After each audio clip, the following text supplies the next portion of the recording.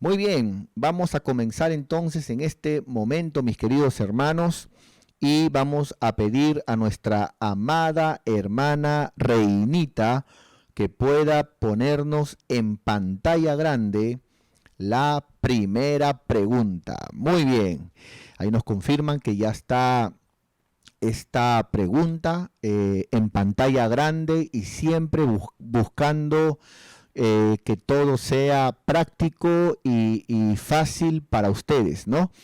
Muy bien. Esta pregunta, como las que vienen, son preguntas que hermanos fueron el día de ayer a la consejería pastoral llevando, ¿no es cierto? Y lógicamente que le respondí a ellos ahí, pero también me pidieron que estas preguntas puedan ser tomadas en cuenta para el conocimiento de todo el pueblo, ¿no? Entonces, una de esas preguntas que el día de ayer nos llevaron fue esta, ¿no? Eh, Aquí dice, ¿es lo mismo, ¿no? ¿Son lo mismo los ángeles caídos que los demonios y los espíritus inmundos? ¿Son las mismas, digamos, son los mismos entes? ¿Es lo mismo un ángel caído que un demonio? ¿Y es lo mismo un demonio que un espíritu inmundo?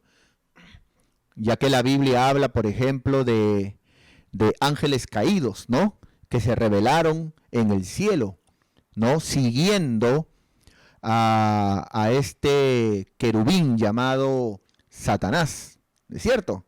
Dejando digamos, al Padre Celestial, ¿no? Nuestro Padre Jehová de los ejércitos. Entonces, ellos son ángeles caídos. Ellos son lo mismo que los demonios, porque la Biblia, por ejemplo, habla de demonios, ¿es cierto? La palabra de Dios habla de demonios. ¿Es lo mismo? Y los demonios, ¿es lo mismo que los espíritus inmundos? Bueno, vamos el día de hoy a responder. Entonces el día de hoy, y para eso vamos a estar yendo a algunos versículos de la Biblia, ¿no?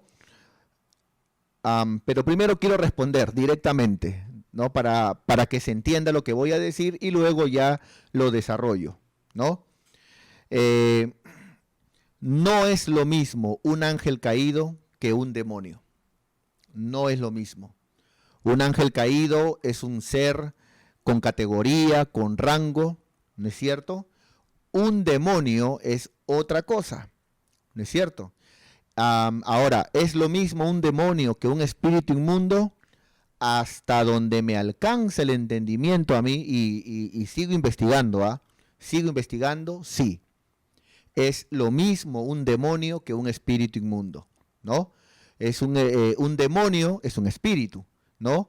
Y no es un espíritu bueno, es un espíritu inmundo, ¿es cierto?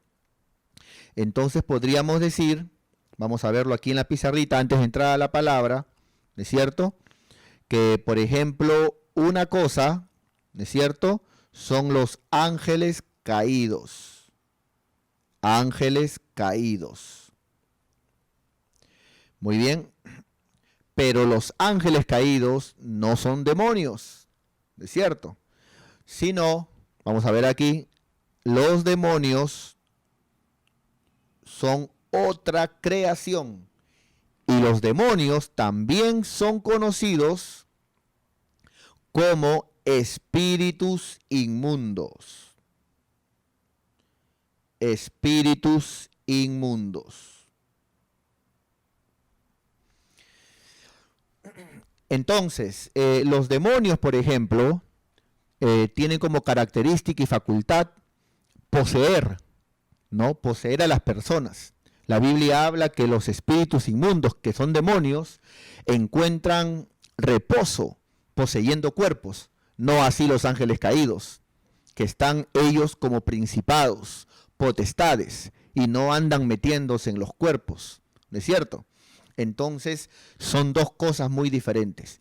Los ángeles caídos se mencionan desde el cielo, cuando abandonaron, rebelándose contra Dios por seguir, ¿no?, a Satanás.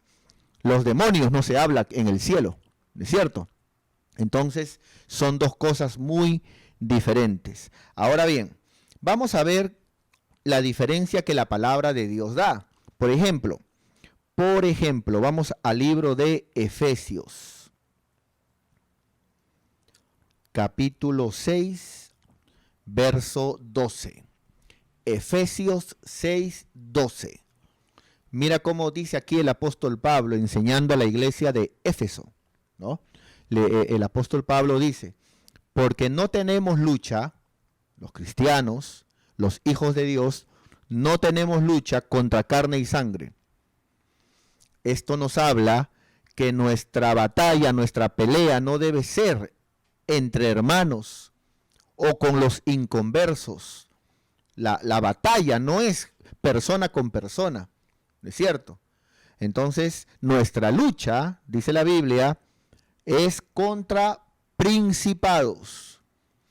Estos principados, según el libro de Daniel, son ángeles, ¿no es cierto? Que en este caso son ángeles caídos. Principados, según el libro de Daniel, son ángeles, ¿no es cierto?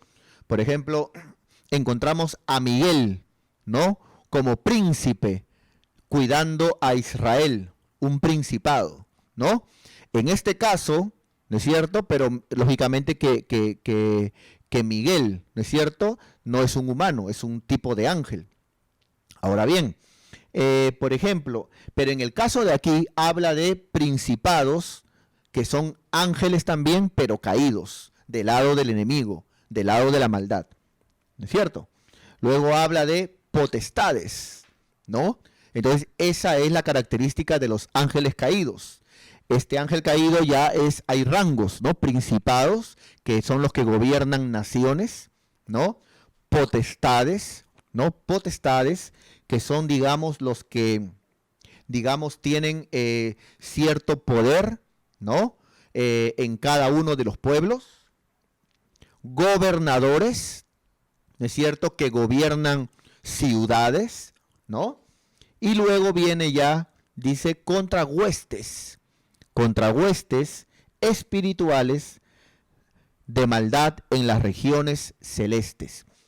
Estas huestes o seres espirituales son los demonios, o conocido también como los espíritus inmundos. Entonces hay un rango de orden, ¿no es cierto?, gobernando en el cielo, ¿no?, por ángeles caídos, y Satanás dando vuelta al mundo.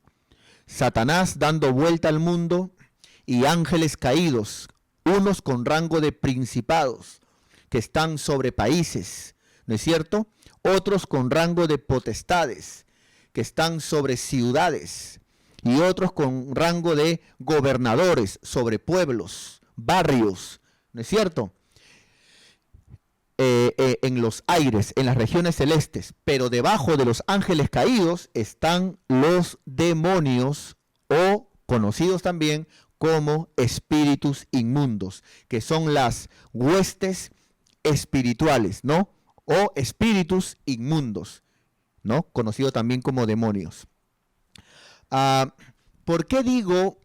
Aquí ya vemos ya la diferencia, ¿no?, entre los demonios o espíritus inmundos y los, digamos, y los ángeles caídos. Pero, ¿por qué digo que los demonios son los mismos que los espíritus inmundos, ¿no? Aunque he empezado a estudiar un poquito más de esto. Pero, ¿por qué digo que son los mismos? Bueno, entre muchos pasajes, ¿no?, en los evangelios, en las epístolas y en el Apocalipsis, hay uno, que al menos uno, para poder dar y pasar a otra pregunta, hay uno donde deja ver que lo que se llama como demonio es un espíritu inmundo, que lo que se conoce como un espíritu inmundo se le llama demonio, ¿no?, que es lo mismo.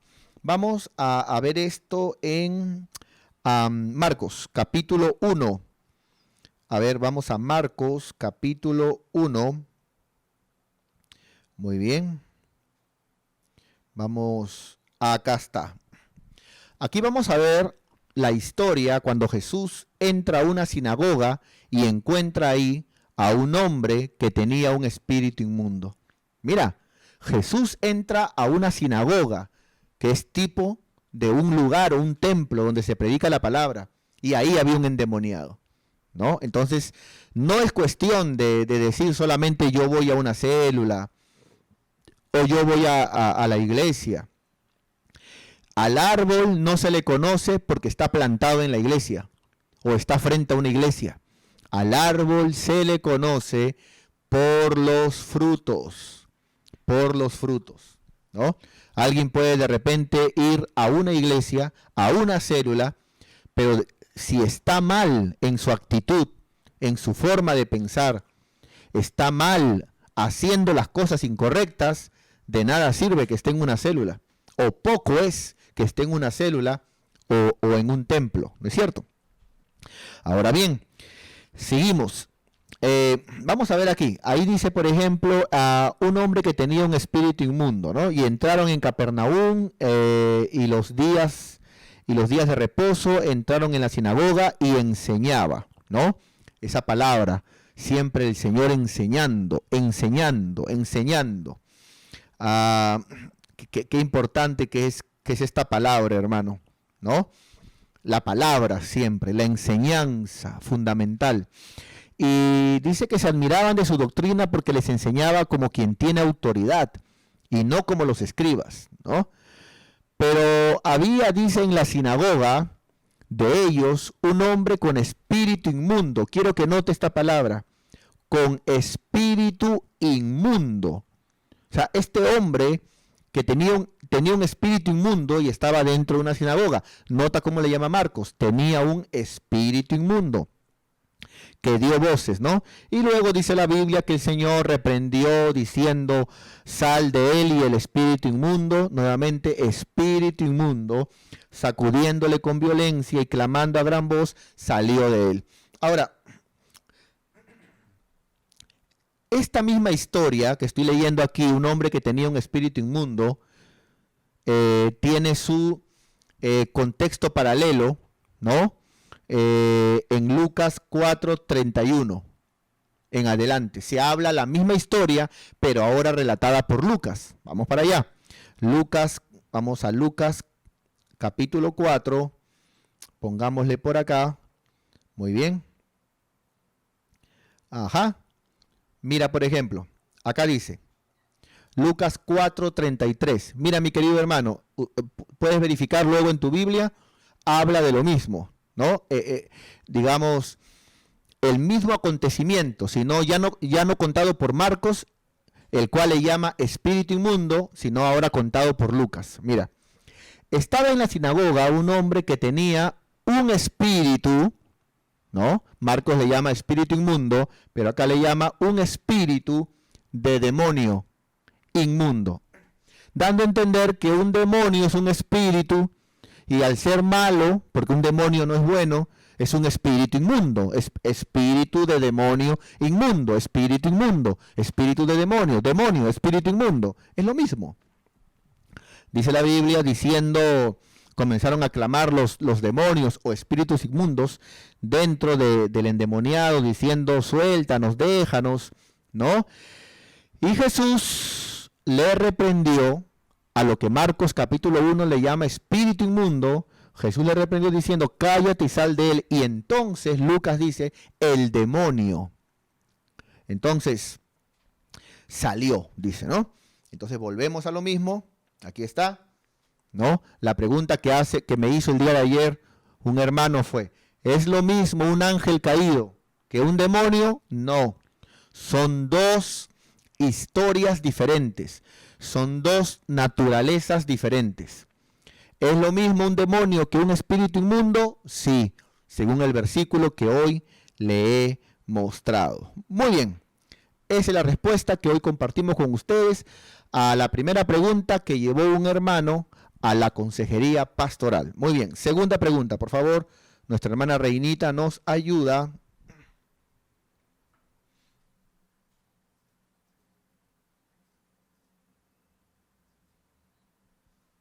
Muy bien. Esta pregunta la hizo también un hermano y preguntó de la siguiente manera, ¿no? ¿Qué diferencia hay entre un obrero y un tesorero? ¿Qué diferencia hay entre un obrero y un tesorero, ¿no? ¿Quién es un obrero y quién es un tesorero? Muy bien. Quiero enseñar primeramente que en una célula, la autoridad puesta, la autoridad en una célula es el líder, ¿no es cierto? El líder. Pero debajo del líder, ¿no es cierto?, hay dos cargos muy importantes, ¿no? Vamos a verlo por aquí. Y uno es el obrero y otro es el tesorero. El tesorero. Debajo de ellos, ¿no? Debajo de ellos hay otros cargos. Vamos a ponerlo por acá. Debajo de ellos, ahí ya vienen los demás cargos, ¿no? Como puede ser, por ejemplo, el director de culto, puede ser el que lleva el director de alabanzas, el que lleva las alabanzas, ¿no es cierto? Conocido como el cantor o la cantora de la célula, el salmista, ¿no? El líder de cumpleaños, el ujier, etc. Todos los demás cargos están debajo de estos dos importantes cargos que le siguen a la autoridad puesta en una célula, que es el líder. ¿Quién es un obrero? Un obrero, según la Biblia, para empezar, es un discípulo. Y ya hemos enseñado, hermano, que un discípulo no es cualquiera. Un discípulo, hermano, es alguien que siempre corre detrás del maestro. Donde está Jesús, el discípulo está ahí. Un discípulo es alguien que tiene hambre de Dios. Un discípulo es alguien que quiere crecer. Un discípulo es alguien que su vida ha cambiado, que primeramente es el reino de Dios, que quiere trabajar en la obra de Dios. Ese es un obrero. Por eso digo que un obrero es un discípulo. ¿Dónde dice en la Biblia que un obrero es un discípulo?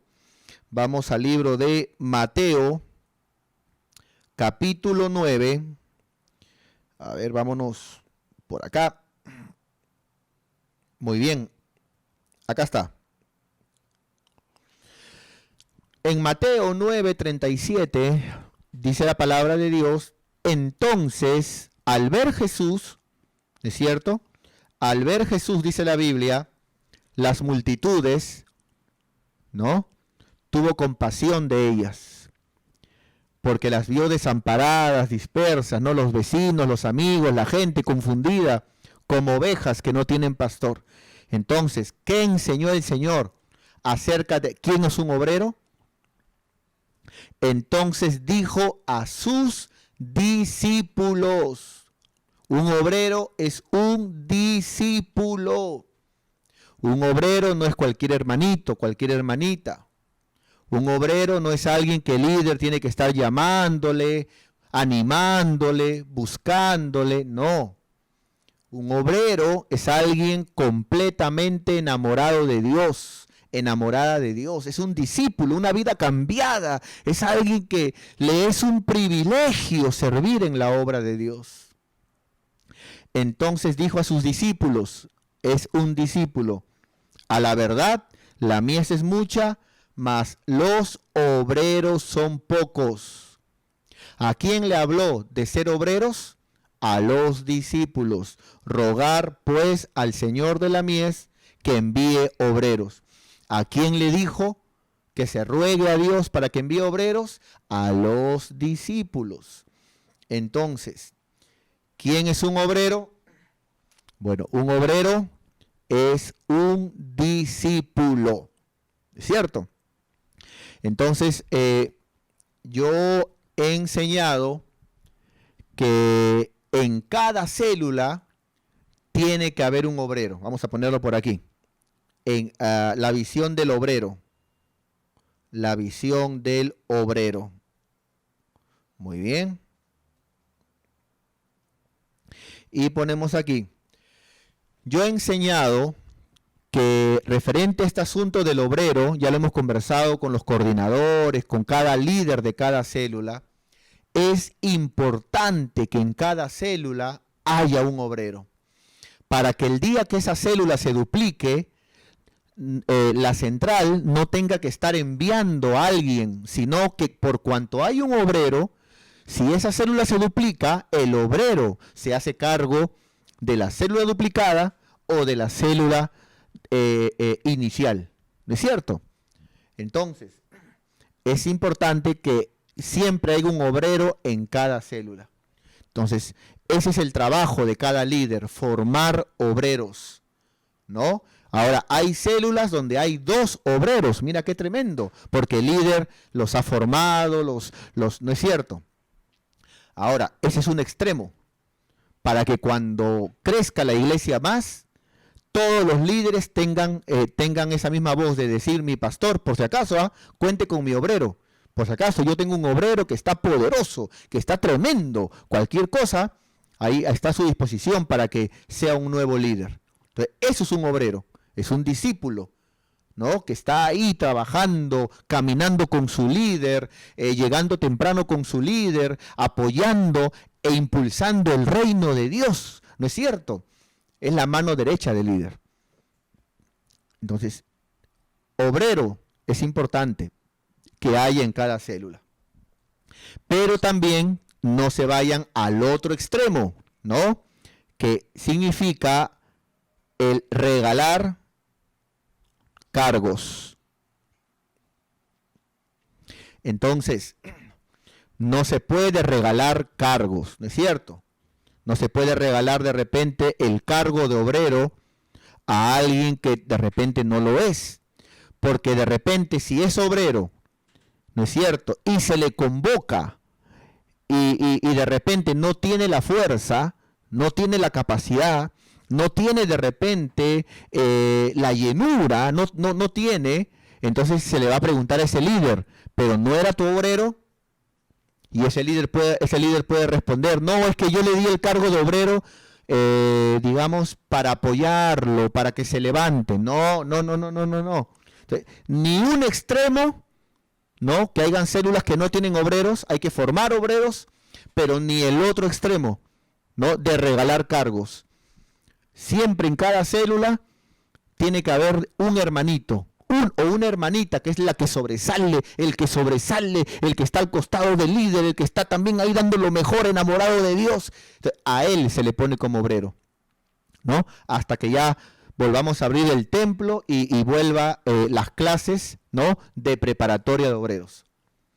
Pero todavía no, ¿no? Entonces, a los que están ahí, hermanos, sin regalar cargos, a ellos se les da esa honra, ese privilegio, ese llamado de ser obreros, ¿es cierto?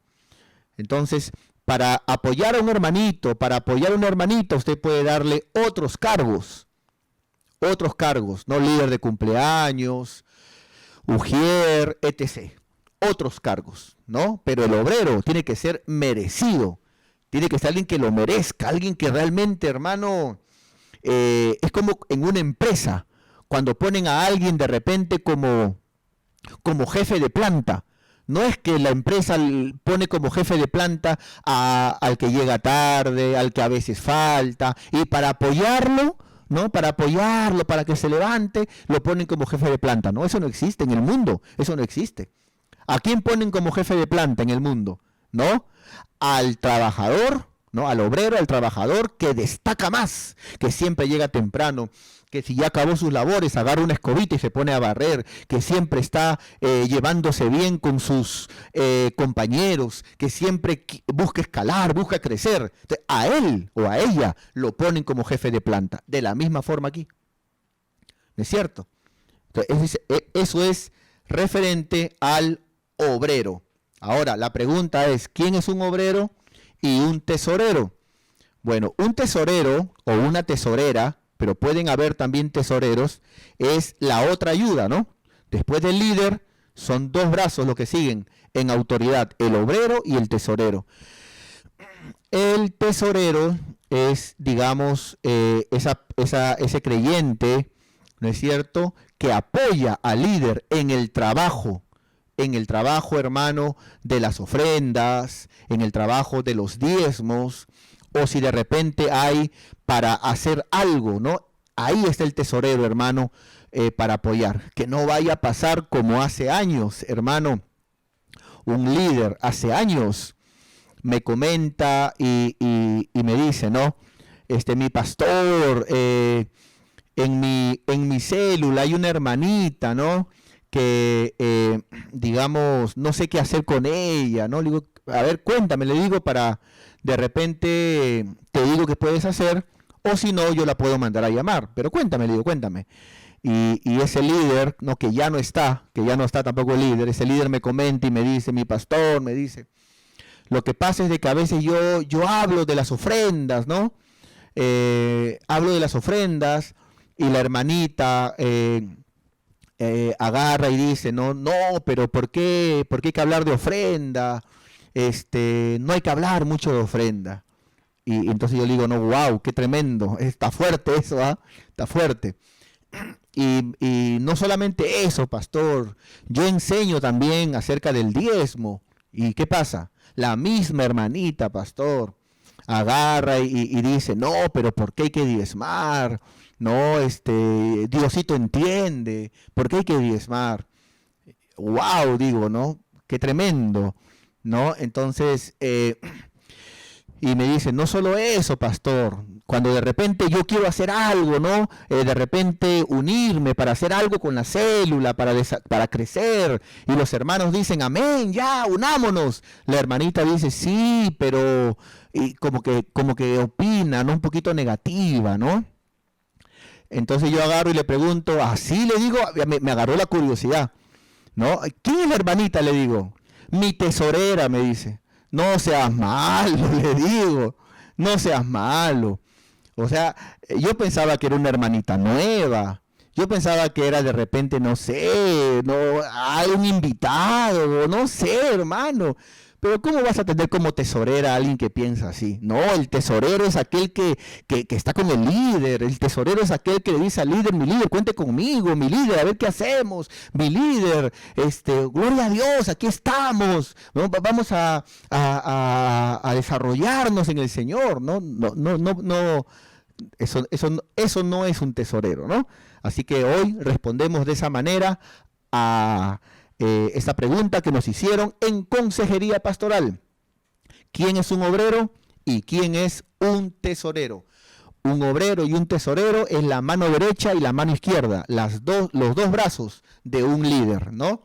Y que tienen que estar siempre con su líder trabajando hombro a hombro, así como los líderes están hombro a hombro con sus pastores. Muy bien. Siguiente pregunta, por favor, hermana Reinita.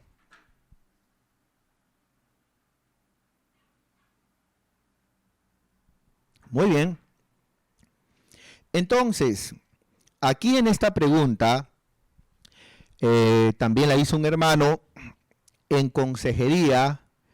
Él, digamos, fue llevando un caso de brujería, ¿no? Y comenzó a hacerme preguntas si la brujería puede tocar a un cristiano, si la brujería tiene poder. Y bueno, comencé a responderle, ¿no? Y ahí él me pregunta, pastor, ¿no? Acerca de alguien que a veces habla como, digamos, alguien que a veces parece que está bien, pero luego habla como que si estuviera endemoniado, ¿no? Y él me pregunta y me dice, ¿cómo saber que alguien está endemoniado? Él me pregunta, ¿hay niveles? ¿Hay niveles, por ejemplo, de estar poseído, endemoniado? ¿Hay alguien que de repente tiene demonios, pero no está poseído? ¿O todo el que tiene demonios está poseído? O sea, como que él me hizo esta pregunta, ¿no? ¿Hay niveles de endemoniados? cómo trabaja el diablo en ese sentido, ¿no? Estar poseído es el nivel más fuerte, pero ¿qué otros niveles hay, no? Y bueno, respondimos al hermano, pero hoy vamos también a responder a cada uno de ustedes. Así que ahí les va. Bueno, sí hay niveles, ¿no? Hay niveles de cómo trabaja el enemigo, ¿no? De cómo trabajan los demonios en cuestiones a alguien que le abre puertas a los demonios o llega al nivel más alto de estar endemoniado. Sí, sí hay niveles, ¿no? Vamos a verlos el día de hoy y para eso vamos a usar nuestra pizarrita digital. Muy bien. Por ejemplo, a ver cómo lo pongo, a ver, ya sé cómo ponerlo. Gracias, Padre. En el caso de los demonios,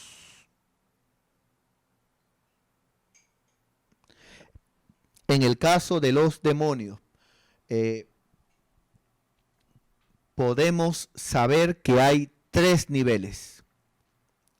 Hay más, de seguro, pero para responder de una manera básica, ¿no?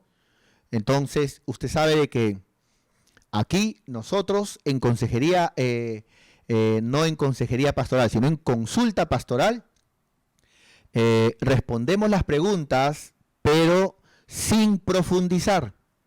Respondemos la pregunta a un nivel básico. Hay 3 niveles. Nivel básico. Cuando alguien va a consejería, ¿no? Ya presencialmente o me pregunta, ¿no? Me pregunta directamente, yo puedo añadirle del nivel básico a un nivel medio, ¿no? A un nivel medio. Y cuando abramos ya Catartizo, que es nuestra escuela bíblica, ¿no? Para formar ministerios en el sentido de capacitar a los que tienen el llamado, ahí ya enseñamos nivel avanzado. Hay nivel básico, nivel intermedio y nivel avanzado. Respondiendo de una manera básica, encontramos 3 niveles. Encontramos, por ejemplo, el primer nivel, que es desde afuera.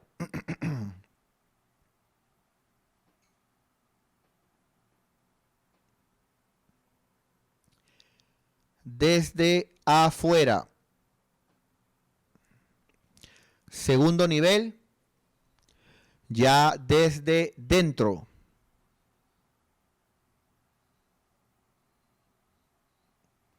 Y el tercer nivel ya tiene que ver ya todo.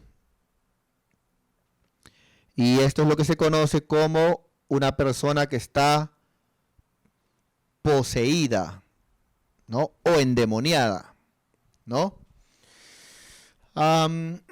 Esta es la manera en que los demonios trabajan en los niveles, ¿no? En los niveles de, digamos, de ataques del diablo o para que alguien caiga en una posesión demoníaca, ¿no? Desde afuera. Y aquí, en este nivel de afuera, vamos a ver si de repente podemos hablar algo por aquí. En este nivel de afuera es para todos, ¿no? Padre Santo. A ver, hay que conectarlo. Uy, Señor, un espíritu ahí me apagó. Entonces, vamos en este momento a buscar conectarlo nuevamente. Entonces, yo le dije, hay 3 maneras en que el diablo ataca hasta llegar a una posesión, ¿no? El primer nivel, desde afuera. Esto le pasa a los que son cristianos y a los que no son cristianos, ¿no? Ataca con dardos, con pensamientos, estorbando, tentando, ¿no es cierto? Así, desde afuera. Cuando alguien le abre puerta a los demonios, esto es lo que la palabra dice, ¿no? Cuando dice, no deis lugar al diablo. Cuando alguien le abre puerta a los demonios, muchas gracias, hija. Muy bien. Entonces vamos a ponerlo de frente nomás, ¿ya? Desde afuera, dentro y todo. Y esto ya es cuando hay una posesión, ¿no? Cuando está poseído. Disculpe, hermano, que digamos que ya lo haga de esta manera, no para ganar tiempito, ¿no? Afuera, aquí, hermano, es para cristianos y no cristianos, ¿no? Dentro es cuando ya se le abre puertas a los demonios, ¿no? Se abren puertas.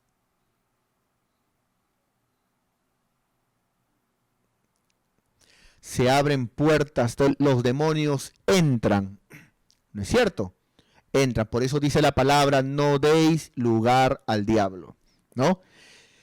Y todo ya es cuando, olvídate, hermano, ya es cuando los demonios toman control de esa vida y ocurre lo que es una posesión. Pongamos acá 1, 2, 3 ejemplos. Con ejemplos nos entendemos más. Un ejemplo, mira, un ejemplito. Hablemos del pecado de la brujería. Entiéndase, por favor, que la brujería es un grave pecado delante de Dios. Todo aquel que consulta brujos, que va a los brujos, está añadiendo maldición sobre su vida y sobre su generación.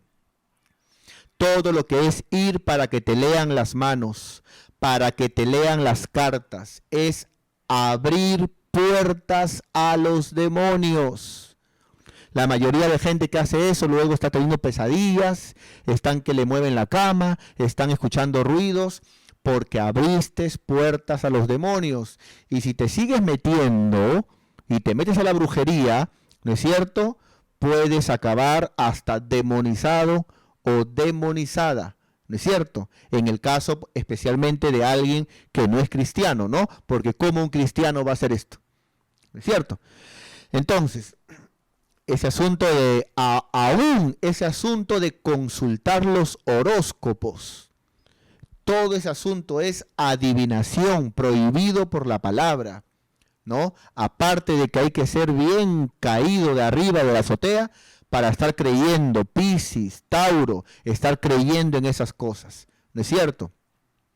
Entonces, a veces tenemos que tener cuidado con todos estos lados espirituales, ¿no? Entonces, ¿qué niveles hay? Por ejemplo, en la brujería, Satanás va a atacar desde afuera, ¿no? A los cristianos, ¿no? Les va a poner, por ejemplo, digamos, los va a tentar al ocultismo, ¿no? Los va a tentar a lo paranormal, a lo que no es correcto, a lo oculto, y eso no está bien, pero ataca desde afuera, ¿no? En los no cristianos, igualito.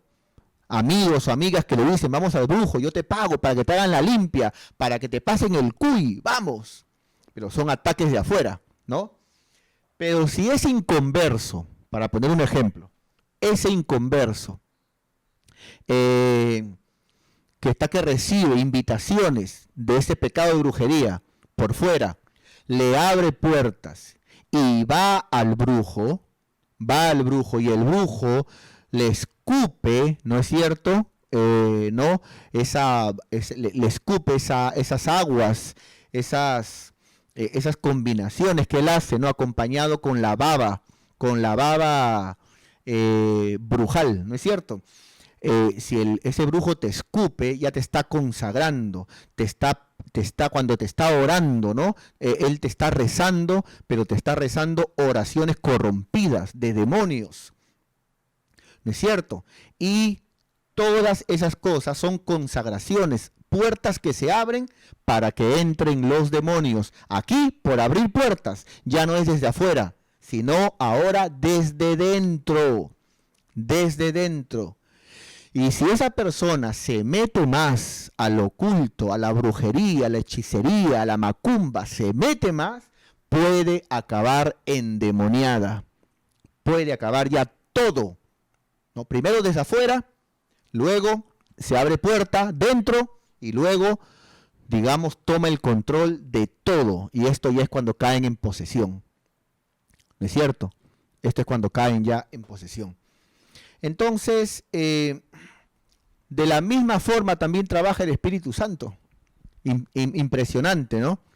De repente alguno se preguntará, pero ¿cómo el Espíritu Santo, siendo santo, va a trabajar de la misma forma que el diablo? Es que hermano, escúchame bien, no es que el Espíritu Santo copió al diablo. El diablo copia todo lo que ve de Dios. Todo lo que ve de Dios, el diablo lo copia. Así trabaja el Espíritu Santo. Por ejemplo, primero está afuera, de repente hay una persona que está escuchando de repente la transmisión, ¿no? Y el Espíritu Santo está hablando a tu vida. El Espíritu Santo te está enamorando, te está jalando con cuerdas de amor, te está haciendo ver que la felicidad no está en las cosas materiales, en los vicios, en los placeres, sino que en Dios está tu felicidad. Te está llamando desde afuera, desde afuera. Una vez que tú dices, está bien, Señor, entra a mi vida, entra a mi corazón, voy a meterme contigo, el Espíritu Santo entra en el creyente, entra porque le abriste la puerta. Pero abrir puertas no es para lo malo, no dice en Apocalipsis 3, he aquí el Señor está tocando la puerta, esperando quien le abra. Entonces, hermano, no, también es para lo bueno, y primero es para lo bueno, ¿no? Entra el Espíritu Santo. Primero de afuera, trabajando, ¿no es cierto? Te invitan, te hablan, ¿no es cierto? Luego cuando el Espíritu Santo toca tu vida, te convence, se mete adentro. Ya naciste de nuevo. Pero la siguiente es cuando eres lleno, todo. El Espíritu Santo gobierna y eres alguien, ¿no? Así como para lo malo, poseído para lo malo, en este caso se llama lleno del Espíritu Santo. Qué tremendo, ¿no? Qué precioso, mis queridos hermanos. Esa es la enseñanza que hoy les comparto en el nombre de Jesús. Vamos, por favor. ¿Qué te parece, Reinita? Una última pregunta. ¿Sí? Última pregunta. A ver, por favor, nos ayuda ahí nuestra hermana Reinita, mientras que tomamos un poquito de agüita.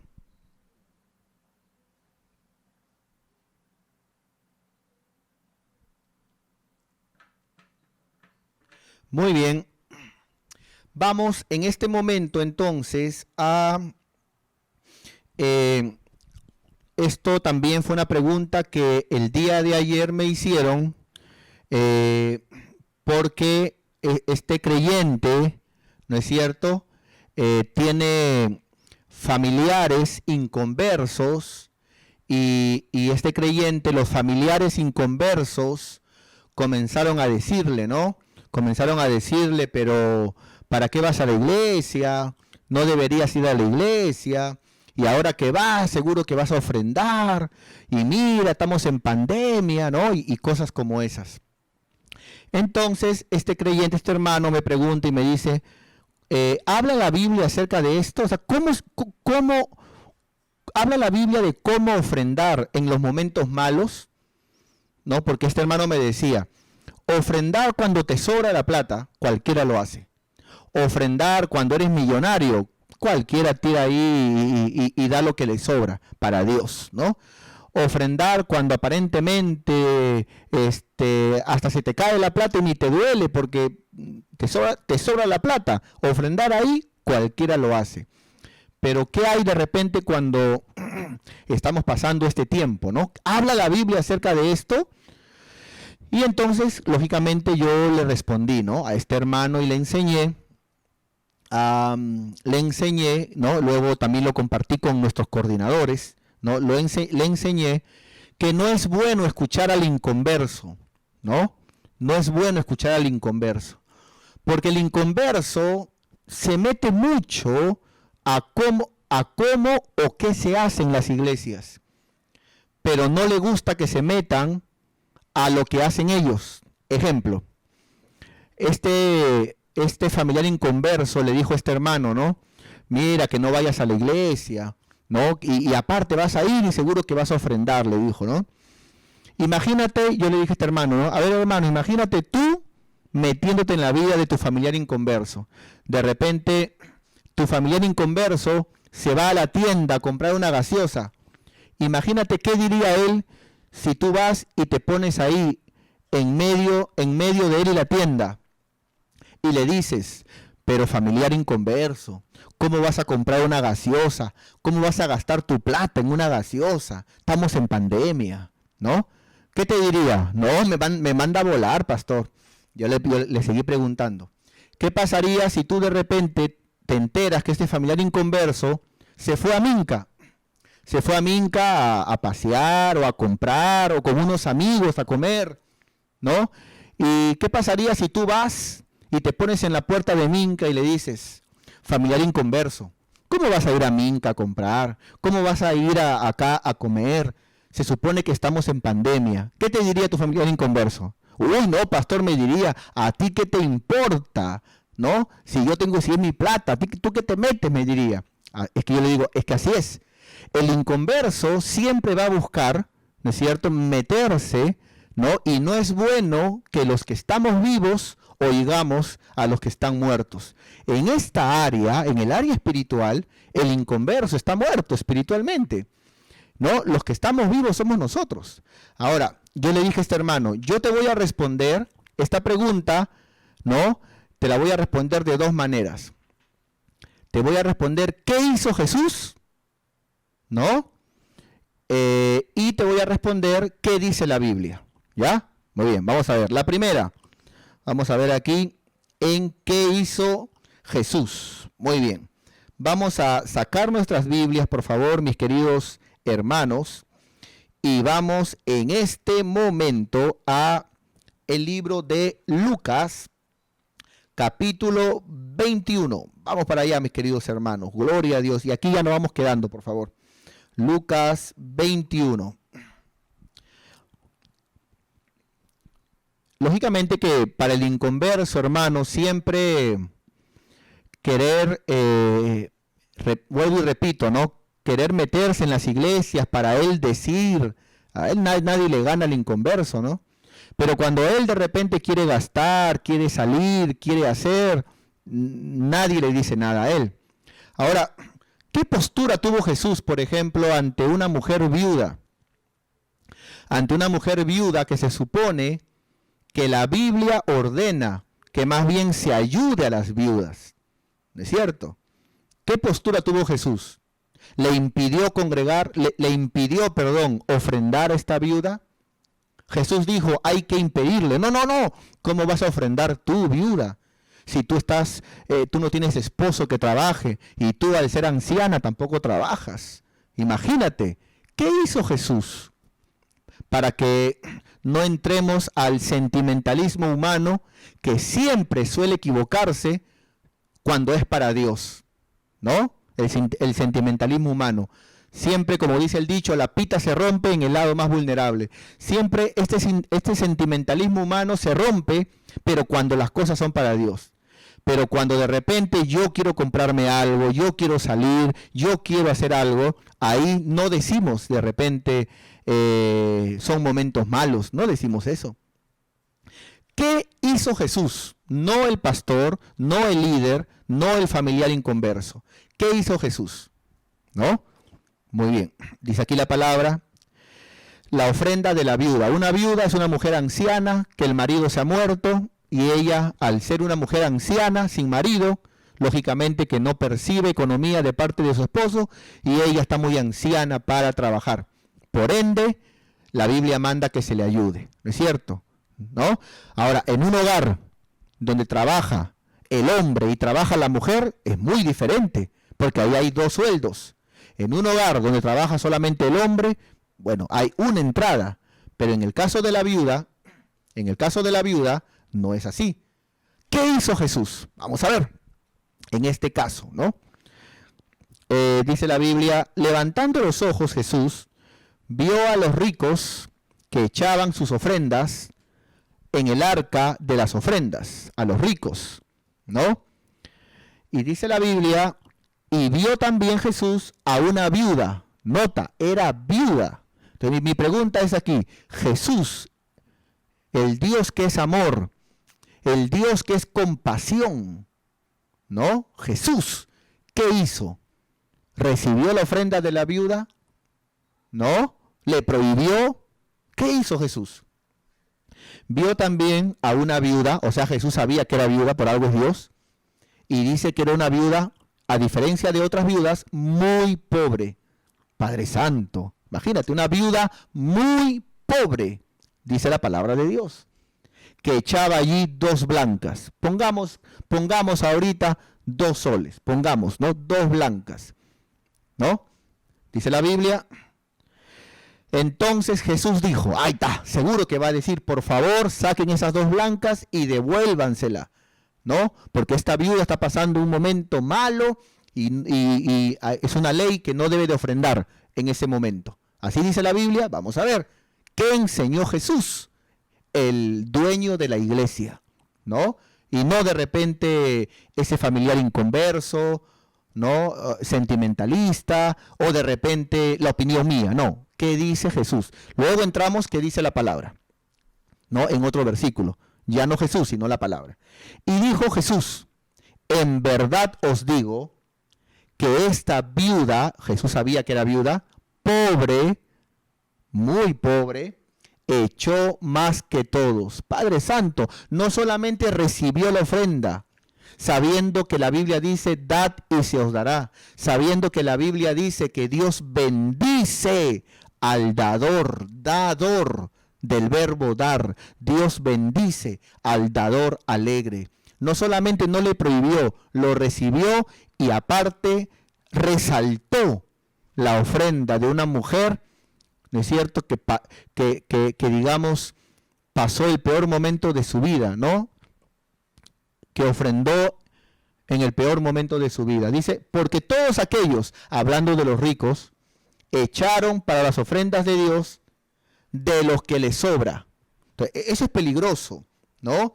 Eso es peligroso cuando nosotros queremos ofrendar, ¿no? Cuando nosotros queremos ofrendar, pero si todo me va bien, si tengo 2 trabajos, si de repente yo veo que me sobra, ahí sí se puede ofrendar, ahí sí se debe de ofrendar. Pero eso no enseña la palabra, eso no enseña Jesús. Si tú vas a esperar que te sobre para recién tu sobra darle a Dios, entonces eso es como que una madre diga, ¿no? Mira, si todo me va bien, yo soy tu madre para criarte, pero si tengo problemas, no, yo te voto por ahí. Entonces no es madre, porque una madre está con los hijos en las buenas y en las malas, ¿no? Eso es como que un hombre diga, si todo va bien, sigo casado contigo, pero si las cosas se ponen malas, la pandemia, malos momentos, ¿no es cierto? Yo te abandono, ¿no? Entonces él está esperando que todo le vaya bien, ¿no? ¿Para qué? Para que en base a que le sobre, ¿no? Hay trabajo, hay dinero, todo va bien, entonces estoy bien contigo. ¿Solamente las buenas? La ofrenda no tiene un contexto de esperar que te sobre, que todo te vaya bien. Eso es antibíblico. Eso no es correcto. Si no, Jesús no hubiera dejado este pasaje de la viuda. Y dice la Biblia que los ricos dieron lo que les sobra. Es fácil dar cuando te sobra. Eso es fácil. Mas esta, la viuda, de su pobreza. Entonces, en los momentos malos, no solamente Jesús recibió la ofrenda, sino la resaltó, la enseñó. No es que Jesús fuera abusivo.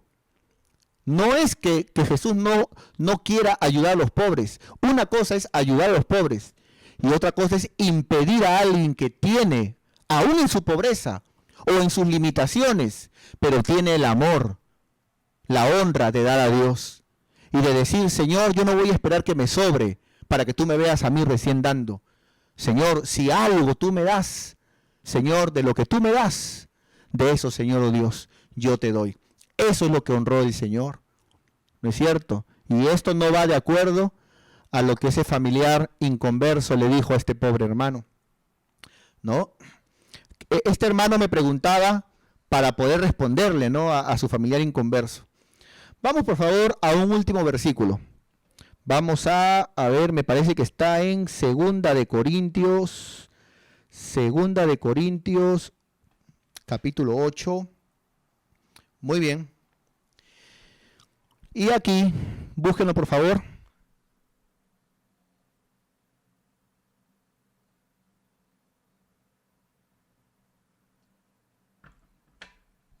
Y aquí en Segunda de Corintios, capítulo 8, verso 1, se va a hablar de la ofrenda que juntaban, ¿no es cierto?, para ayudar a los santos, a los apóstoles.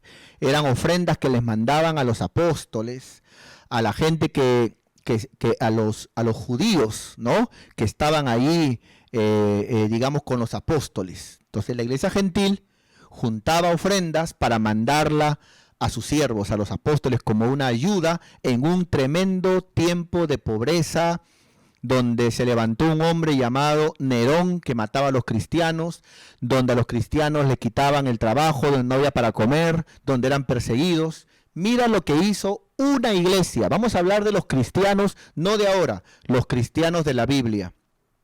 Mira qué momento malo pasaron y mira el corazón que tenían. Dice la Biblia, a los cristianos de la Biblia: asimismo, hermanos, os hacemos saber la gracia de Dios. Tiene mucho que ver la gracia de Dios, ¿no? O sea, el que si uno ha nacido de nuevo o no, si uno está de pie en la gracia, no, tiene mucho que ver eso, ¿no? Una cuestión de fe. Asimismo, hermanos, os hacemos saber la gracia de Dios que se ha dado a las iglesias de Macedonia. Acá vamos a ver a los cristianos de la iglesia de Macedonia, que en grande prueba de tribulación. Quiero que notes que los hermanos de Macedonia no solamente estaban pasando pruebas, sino grande prueba.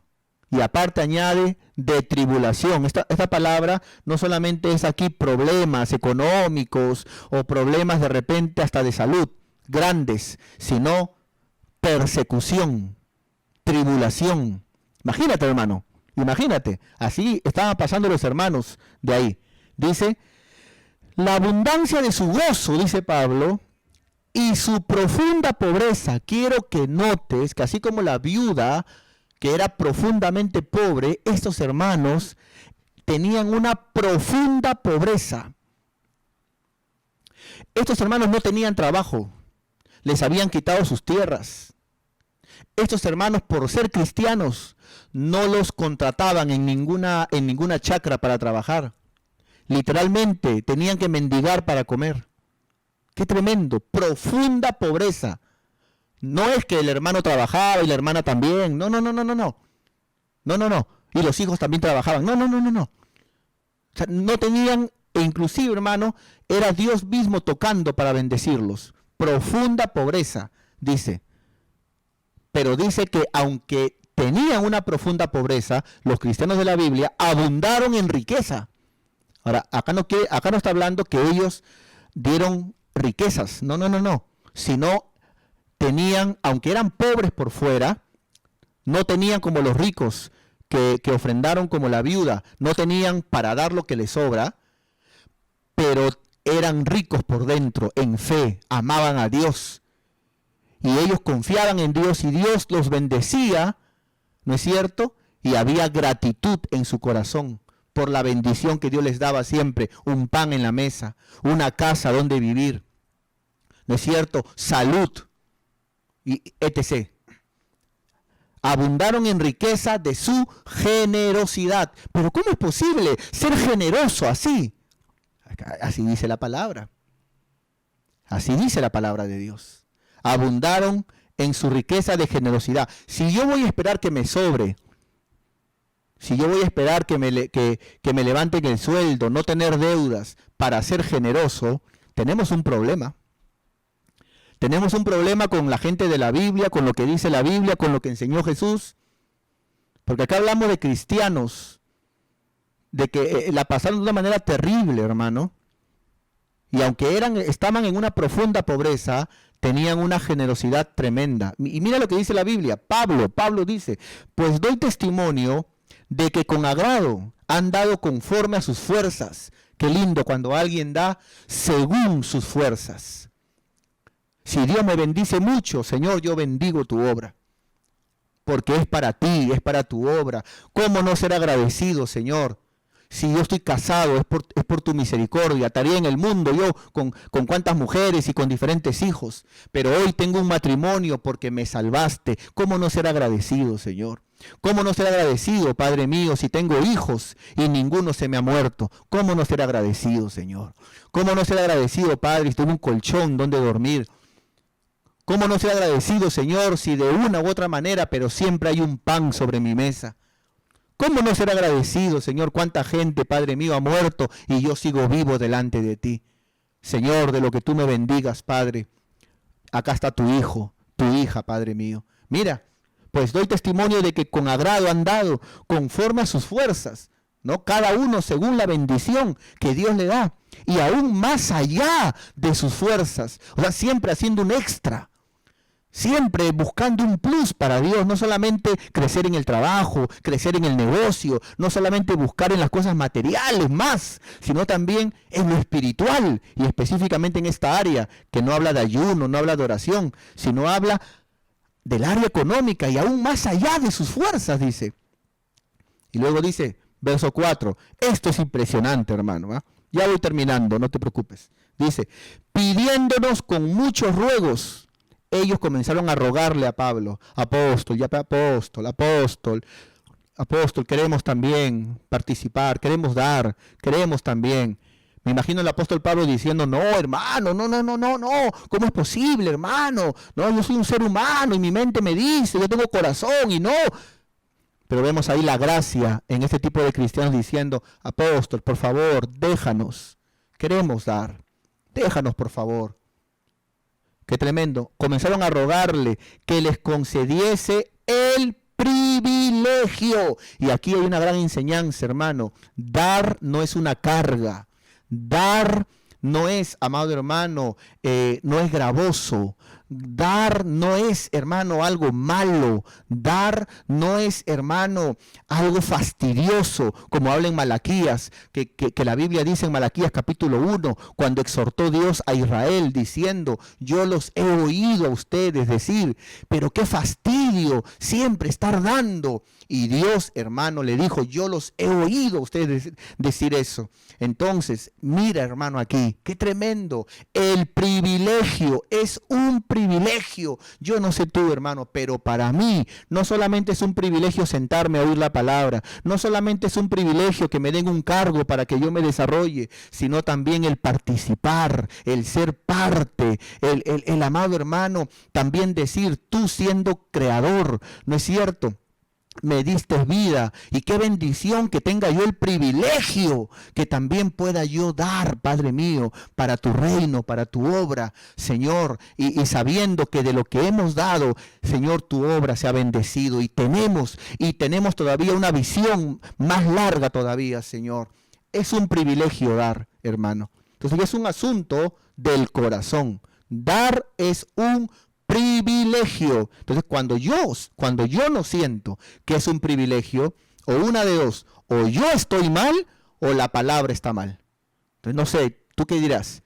Cuando yo, en mi carne, humanamente, siento, ¿no es cierto?, que dar se vuelve gravoso, ¿no? O un fastidio, alguien está mal.